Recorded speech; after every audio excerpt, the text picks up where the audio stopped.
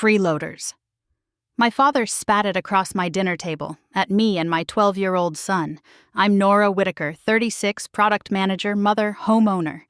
They threw that word inside the house I bought. I didn't cry, I didn't raise my voice. I said, "You don't get to insult my child and then ask for my money." The room stilled. From that moment, the fault line showed itself. They thought I'd bend.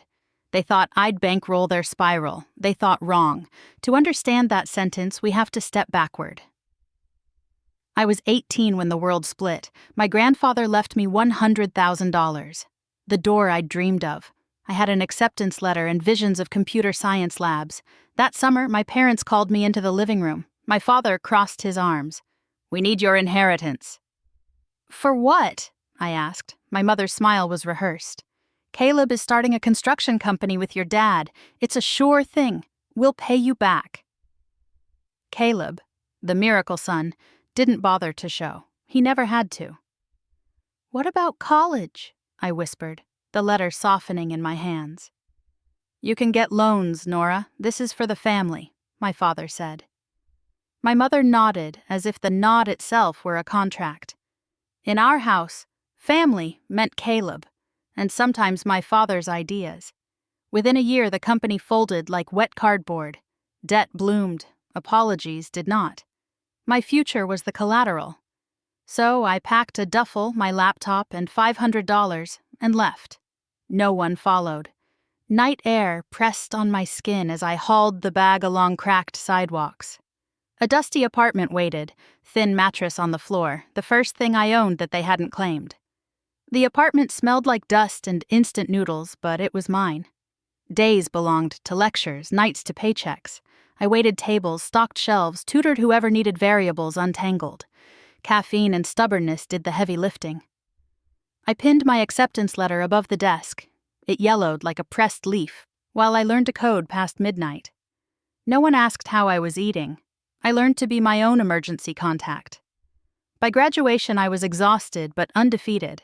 A junior role in tech changed the texture of my life. Groceries with produce, rent paid on time, loan balances shrinking with every sprint. Then I married a colleague. Sharp, funny, dependable, I told myself. It felt like exhaling, until it didn't. Messages on his phone rewrote the story in a handful of lines. I packed his suitcase, handed it to him, and shut the door. He stayed in our son's life, at a distance measured in scheduled visits and bank transfers. I stayed standing. When I first held Dylan, warm, aggrieved at the brightness of the world, I swore he would never carry my kind of loneliness. We built something steady, the two of us. I learned the difference between being needed and being used. A Tuesday evening, homework spread like confetti across the table. My phone buzzed. "Mom," her voice trembled. "Your father's sick. The bank is foreclosing. 300,000. The number hit like ice water. "You're doing so well," she added. "Help us. We're family." That last word burned. I went anyway, to end the ghost stories.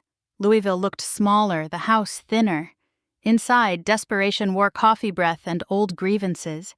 They asked for 200,000 to get current. When I refused, the masks slipped. "You and your son are freeloaders," my mother said. I walked out, called my friend Denise. "Legal, not public," she said. "Buy the leverage." I hired Laura, razor in a blazer, to turn anger into paperwork. The bank wanted out, not drama. We bought the note, cleared the lien, and I held the deed that used to hold me. Laura drafted terms. 5 years to stay, structured repayment, fair interest, cease and desist. Sign and breathe.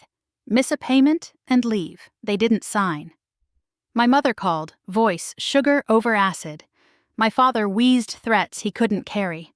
Caleb texted one word, ruthless, and went quiet. I filed. Eviction is slow, truth is patient. I saved every message, answered none, boundaries held. 30 days later, the house sat hollow. I walked each room without nostalgia. Memories tried to bargain. I let them pass like weather.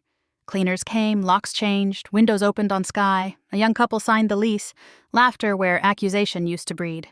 The rent went to Dylan's college fund. Justice, not revenge. Interest paid on 18. Back home, Dylan built a Lego ship and asked if storms were over. "Storms come and go," I said, showing him the deed with my name. "We don't live under them." We planted marigolds along the fence. As we pressed the soil, I told him what I wish I'd heard. Strength isn't shouting, it's choosing, respect over approval, the quiet no that protects the future.